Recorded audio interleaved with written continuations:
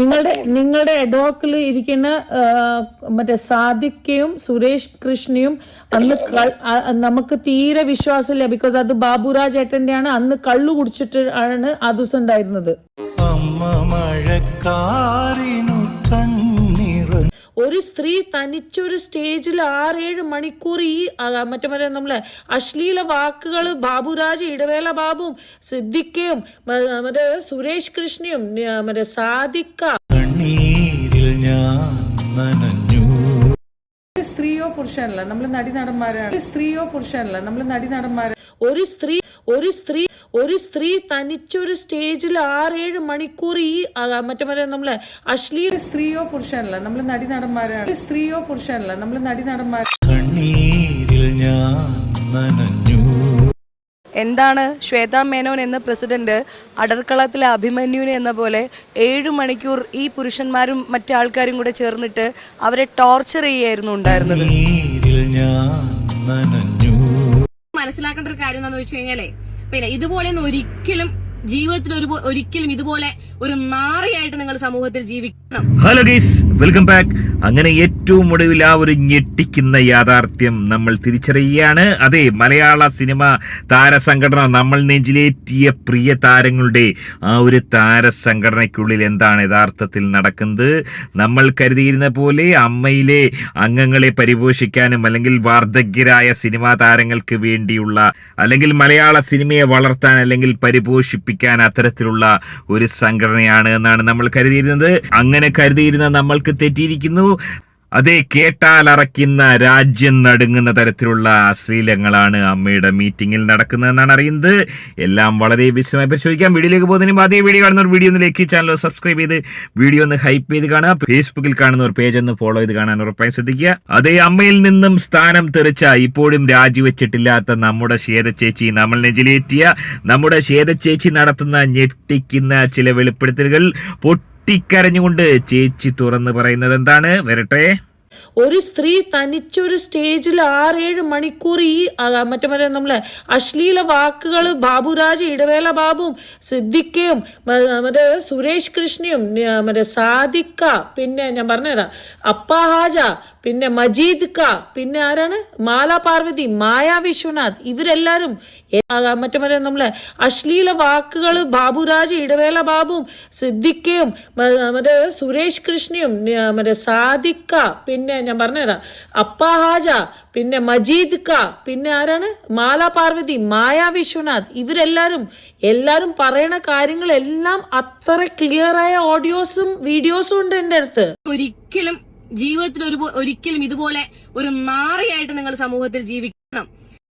ഏറെ ദുഃഖകരമായ ഒരവസ്ഥ. അതായത് 9 പേര്, അതിൽ 3 പെണ്ണുങ്ങൾ, അതായത് 9 പേരും കൂടി കേട്ടാലറയ്ക്കുന്ന കൊടുങ്ങല്ലൂർ ഭാഗത്ത് മാത്രം കണ്ടുവരുന്ന തരത്തിലുള്ള ഭരണിപ്പാട്ട്, ഒരുപക്ഷെ അതുക്കും മേലെയുള്ള ഭരണിപ്പാട്ട്, അശ്ലീലം മാത്രമാണ് പറഞ്ഞത്. ഒരുപക്ഷെ കിന്നാരത്തുമ്പികൾ പോലെയുള്ള സിനിമകളിൽ പോലും കാണാത്തത്ര അശ്ലീലമാണ് അമ്മയ്ക്കുള്ളിൽ നടക്കുന്നത്. ഏറെ ദുഃഖകരമായ ഒരവസ്ഥ.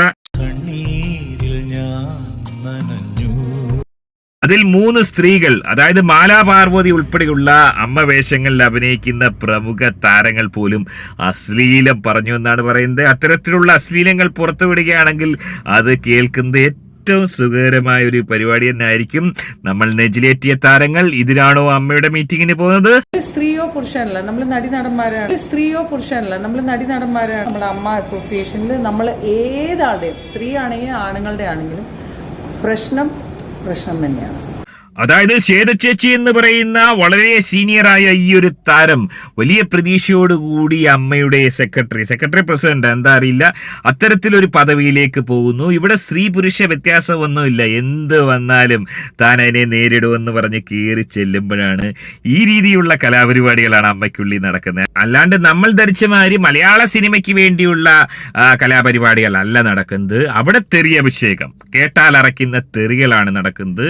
അന്നേരം ചേച്ചിക്ക് തിരിഞ്ഞ്, അതായത് ഒരു സ്ത്രീ എന്നുള്ള പരിഗണന ഇല്ലാതെ തെറി അറഞ്ചം പുറഞ്ചം കേട്ടാലറയ്ക്കുന്ന തെറികൾ കൊണ്ട് ആ പ്രമുഖ താരങ്ങൾ അഭിഷേകം ചെയ്യുകയായിരുന്നു. ഒരിക്കൽ കൂടി അവരുടെ പേര് വരട്ടെ. ബാബുരാജ്, ഇടവേള ബാബുവും, സിദ്ദിഖയും, മറ്റേ സുരേഷ് കൃഷ്ണയും, മറ്റേ സാദിഖ, പിന്നെ ഞാൻ പറഞ്ഞുതരാം, അപ്പാഹാജ, പിന്നെ മജീദ് ക, പിന്നെ ആരാണ്, മാല പാർവതി, മായ വിശ്വനാഥ്, അതേ, നിറഞ്ഞ കയ്യടി ഈ പ്രമുഖ താരങ്ങൾക്ക് കൊടുക്കാം. ഇവരെ നെഞ്ചിലേറ്റിയതിൽ വലിയ അഭിമാനമെന്ന് നമുക്ക് നിസ്സംശയം പറയാം. ഞങ്ങൾക്ക് കണക്ക് അവതരിപ്പിച്ചില്ല. ഞങ്ങൾ സ്റ്റാർട്ടിങ് അല്ലല്ല മീറ്റിംഗ് തുടങ്ങണേന്റെ മുമ്പ് തന്നെ ബാബുരാജേട്ടൻ തുടങ്ങി. മീറ്റിംഗ് തുടങ്ങണേന്റെ മുമ്പേ അതൊന്ന് ഞാൻ പറഞ്ഞു ഹലോ നമസ്കാരം എന്ന് പറഞ്ഞപ്പോ അതൊക്കെ ഒന്നുമില്ല, ഇത് ആവശ്യം നമുക്ക് ഇതിനൊന്നും നമ്മള് ജനറൽ ബോഡി അംഗീകരിക്കൂല. ആദ്യം തന്നെ തുടങ്ങി. പിന്നെ ബാബുരാജേട്ടന്റെ ഓരോ വാക്കുകള്, സിദ്ദിഖാന്റെ ഓരോരോ വാക്കുകള്, വിഷു വേറെ ഏത് സ്ത്രീ ആണെങ്കിലും മനസ്സിലായോ അത്ര നേരം നിൽക്കൂല. ഏറെ ദുഃഖകരമായ ഒരവസ്ഥ. അതായത് മീറ്റിംഗ് തുടങ്ങുന്നതിന് പോലും കാത്തു നിൽക്കാതെ നമസ്കാരം പറഞ്ഞതിന് ശേഷം ബാബുരാജ് എന്ന് പറയുന്ന ആ ഒരു പ്രമുഖ താരം അശ്ലീല വാക്കുകൾ, അതായത് അദ്ദേഹം അതിനുവേണ്ടി പ്രിപ്പയർ ആയി വന്നു. തലേ രാത്രിയിൽ ഇരുന്ന് അശ്ലീല വാക്കുകളുടെ ബുക്കുകൾ പഠിച്ചതിന് ശേഷം കേട്ടാലറയ്ക്കുന്ന അശ്ലീലം അമ്മയുടെ മീറ്റിംഗിൽ വന്ന് വിളിച്ചു കൂവുകയാണ്. ഒന്ന് ആലോചിച്ച് നോക്കുക, അമ്മയുടെ മീറ്റിങ്ങിന് ഇത്രയും ഉത്സാഹത്തോടെ ഇത്രയും ആവേശത്തോടെ പോകുന്ന താരങ്ങൾ.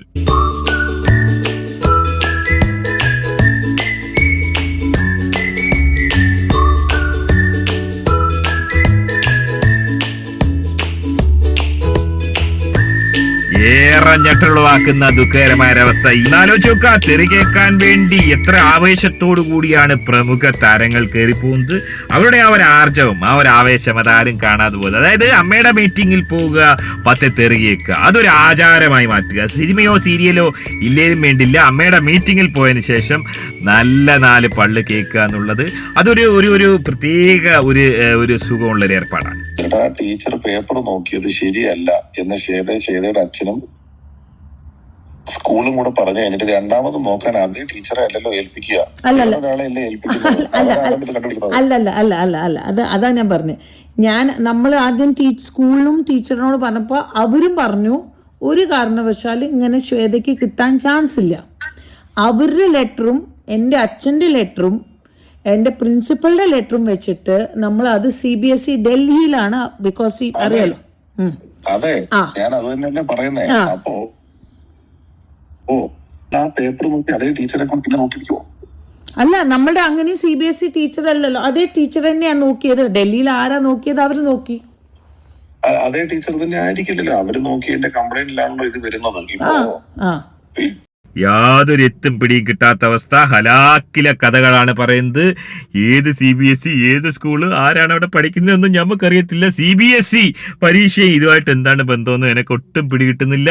എന്തുകൊണ്ടാണ് ശ്വേത ചേച്ചി ഈ ഒരു സ്ഥാനത്ത് പരാജയപ്പെട്ടതെന്ന് ഉള്ളതിന്റെ ഉത്തമ തെളിവാണ് ഈ ഒരു ഓഡിയോ.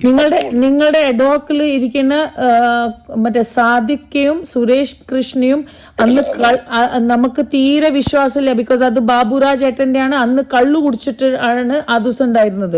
ഏറെ ഞെട്ടുളവാക്കുന്ന അവസ്ഥ. അതേ, പ്രമുഖ താരങ്ങളായ സാദിഖയും സുരേഷ് കൃഷ്ണയും കൂടി കള്ളു കുടിച്ച് മതോന്മത്തരായാണ് അമ്മയുടെ മീറ്റിംഗിന് എത്തുന്നത്.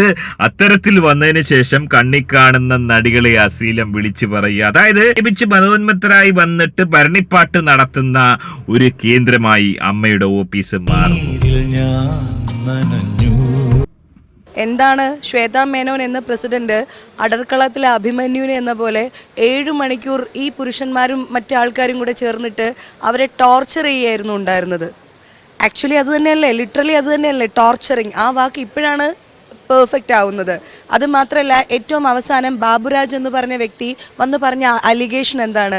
BJPക്ക് കാൻഡിഡേറ്റ്സിനെ കൊടുക്കാൻ വേണ്ടിയിട്ട് അമ്മയുടെ പ്രസിഡന്റ് ആയിട്ടുള്ള ശ്വേതാ മേനോൻ, ഞങ്ങളൊക്കെ കാൻഡിഡേറ്റ്സ് ആയിരുന്നല്ലോ, ഞാനും അഞ്ജലിയും പിന്നെ ഭരണസമിതിയിലുള്ള അംഗങ്ങൾ കാൻഡിഡേറ്റ്സ് ആകുന്നു. അതുകൂടാതെ അമ്മയിലുള്ള മറ്റ് കാൻഡിഡേറ്റ്സിനെ നിർത്താൻ വേണ്ടിയിട്ട് BJPക്ക് കാൻഡിഡേറ്റ്സിനെ കൊടുക്കാൻ വേണ്ടിയിട്ട് അവർ കമ്മീഷൻ വാങ്ങിച്ചു എന്നാണ് പറയുന്നത്.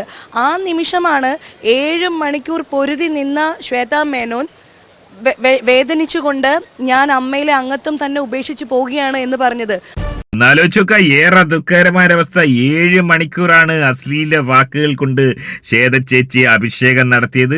ഒരു സീനിയർ നടി ആയതുകൊണ്ട്, അതായത് ലോകം കണ്ട ഒരു സീനിയർ നടി ആയതുകൊണ്ട് ഈ ഒരു അവസ്ഥ തരണം ചെയ്ത്, അല്ലാത്തൊരു പുതുമുഖ താരമാണെങ്കിൽ എന്നാലോചിച്ച് നോക്കുക. ഏറെ ദുഃഖകരമായ അവസ്ഥ. ഇതുപോലൊരവസ്ഥ ഒരു നടിക്ക് ഉണ്ടാവാൻ പാടില്ല. നോക്കുക, അഡോ കമ്മിറ്റിന്ന് നമ്മൾ കാണുന്ന അഡോ കമ്മിറ്റി കൂടുന്ന ആ ഒരു രീതികൾ നോക്കുക. വലിയ രീതിയിൽ സെറ്റപ്പായിട്ട് 5 സ്റ്റാർ സെറ്റപ്പ്, വലിയ പേപ്പറുകളിൽ എഴുതി വെക്കുന്നു. എനിക്ക് വന്ന് വിളിക്കേണ്ടുന്ന തെറികൾ മുൻകൂട്ടി പേപ്പറുകളിൽ എഴുതി വെക്കുന്ന ഒരു രീതിയാണ് ഇവിടെ ഞാൻ തോന്നുന്നത്. അത്തരത്തിലെല്ലാം എഴുതി വെച്ചതിന് ശേഷം മീറ്റിംഗ് തുടങ്ങുമ്പോൾ കേട്ടാൽ അറയ്ക്കുന്ന രീതിയിലുള്ള തെറികൾ. ഒരുപക്ഷെ പ്രമുഖ താരങ്ങളും യുവതാരങ്ങളും എന്തുകൊണ്ട് അമ്മയുടെ മീറ്റിങ്ങിന് വരുന്നില്ല എന്ന് ചോദിച്ചു കഴിഞ്ഞാൽ അവറ്റേൾക്ക് ഇതുപോലെ വന്നിരുന്ന തെറി കേൾക്കേണ്ട യാതൊരു ആവശ്യമില്ല. ഇവിടെ നോക്കുക, ഏറ്റവും കൂടുതൽ അമ്മയുടെ മീറ്റിങ്ങിന് അധികവും വരുന്നത് പ്രത്യേകിച്ച് സിനിമകളൊന്നും ഇല്ലാത്ത ചൊറിയും കുത്തിയിരിക്കുന്ന പഹയന്മാരാണ്. അവറ്റകളെയാണ് കൂടുതൽ ഈ ഒരു മീറ്റിങ്ങിന് കാണാൻ സാധിക്കുക. വല്ലപ്പോഴും കാണും പ്രമുഖ താരങ്ങൾ വന്നാലായി. അതായത് മുടങ്ങാതെ വരുന്ന ഈ താരങ്ങൾ, അവറ്റകൾക്ക് എത്ര തെറി കേട്ടാലും യാതൊരു മടുപ്പുമില്ല. വേണ്ടുവോളം തെറി കേൾക്കുക, നല്ല രീതിയിൽ ഫുഡ് അടിക്കുക. നോക്കുക,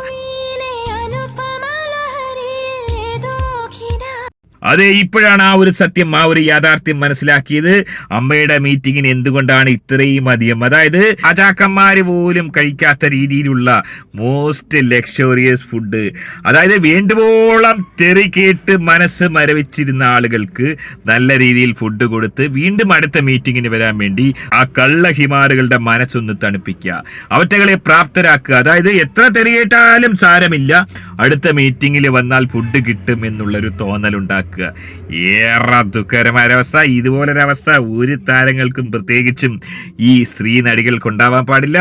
ചുരുക്കം പറഞ്ഞു കഴിഞ്ഞാൽ ഏറെ ഞെട്ടലുളവാക്കുന്ന, അതായത് നമ്മൾ വിചാരിച്ച പോലെയല്ല അമ്മ എന്ന് പറയുന്ന നമ്മൾ കാണുന്ന ഈ ഒരു സംഘടനയിലെ റീൽസുകൾ യഥാർത്ഥത്തിൽ ഏറെ ഫേക്കായിരുന്നു. അതായത് സമ്പൂർണ്ണ തെറിവിളി, രാവിലെ തുടങ്ങുന്ന തെറിവിളി, അതായത് നമസ്കാരം പറഞ്ഞതിന് ശേഷം സമ്പൂർണ്ണ തെറിവിളിയിലേക്ക് കടക്കുകയാണ്. അതിനുശേഷം നമ്മൾ കാണുന്നത് ഇവറ്റുകൾ ഭക്ഷണം അടിച്ചിട്ട് പോകുന്നതിന് ശേഷമാണ്. അതുവരെ സമ്പൂർണ്ണമായ രീതിയിൽ കേട്ടാൽ അറയ്ക്കുന്ന തെറികൾ മാത്രമാണ് അമ്മ എന്ന് പറയുന്ന ഈ ഒരു സംഘടനയുടെ മീറ്റിംഗ് മിനിറ്റ്സുകളിൽ അജണ്ടയിൽ ഉൾപ്പെടുത്തിയിരിക്കുന്നതെന്നാണ് മനസ്സിലാക്കാൻ സാധിക്കുന്നത്. ഏറെ ദുഃഖകരമായ അവസ്ഥ. ഇതുപോലൊരവസ്ഥ ഒരു താരസംഘടനയ്ക്ക് ഉണ്ടാകാൻ പാടില്ല. എങ്ങനെയാണ് നിങ്ങൾ ഇതിനെ കാണുന്നത്? നിങ്ങളുടെ അഭിപ്രായം കമന്റ് രേഖപ്പെടുത്താം. ആദ്യമായിട്ട് വീഡിയോ കാണുന്ന ഒരു വീഡിയോ ഒന്ന് ലൈക്ക്, ചാനൽ സബ്സ്ക്രൈബ് ചെയ്ത് വീഡിയോ ഒന്ന് ഹൈപ്പ് ചെയ്ത് കാണുക. മറ്റൊരു വീഡിയോ ആയിട്ട് കാണാം.